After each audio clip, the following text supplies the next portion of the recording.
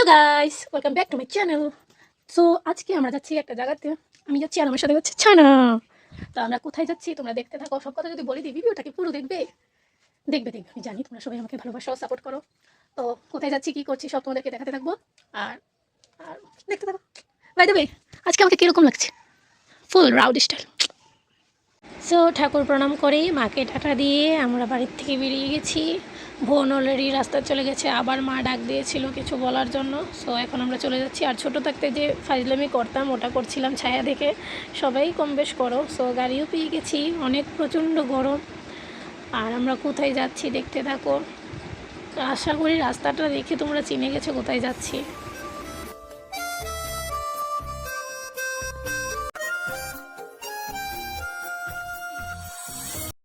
So আমরা চলে এসেছি মাতার বাড়িতে।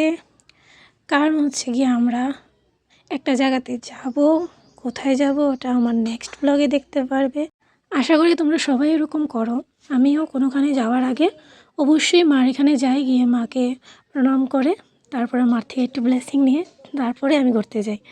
আর এখানে গিয়ে দেখছি মার বাড়িতে আরও অনেক কাজ হয়ে গেছে, মোটামুটি আরও বাকি আছে। তো দেখো সবাই মাকে প্রণাম করে ফেলো।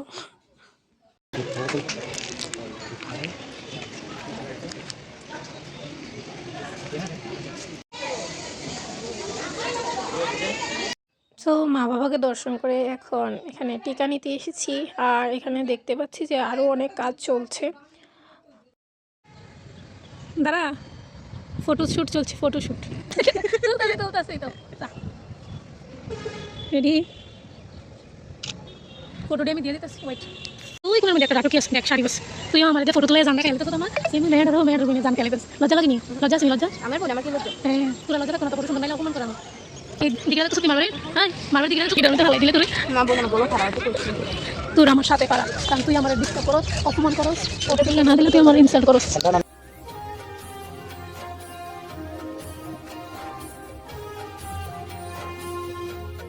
সো গাইস, আমরা বেরিয়ে গেছি মাতার বাড়ি থেকে। তো এখন চলে যাচ্ছি ডক্টরের কাছে। কারণ হচ্ছে গিয়ে ওর দাঁতের ফিলিং পড়ে গেছে। আর আমাদের কালকে মানে 20 তারিখ আমরা বেরিয়ে যাব ঘোরার জন্য। কোথায় যাব ওটা তোমরা ভিডিওতে দেখতে পারবে। আর এই ভিডিওটা আসবে হচ্ছে গিয়ে আমার 20 তারিখ। আর 20 তারিখ যে আমরা ঘুরতে যাচ্ছি ওটার ভিডিও পাবে তোমরা 21 তারিখ। কারণ আমার এডিট করতে একটু সময় লাগে, বললামই তো আমি লেটখোর। আর এই দেখো ওর কারণে জগন্নাথ দিঘির পাড়টা পুরো হেঁটে হেঁটে যাওয়া লাগতেছে। কারণ হচ্ছে গিয়ে আমি কইছি ওরে অটো নেই, না হেঁটে গেলে শরীর ভালো থাকবে। আর হাঁটতে হাঁটতে আমরা চলে এসেছি ডাক্তারের ক্লিনিকে। তো ওর কাজও হয়ে গেছে কমপ্লিট, এখন আমরা বাড়িতে চলে যাচ্ছি। So please like, share and subscribe.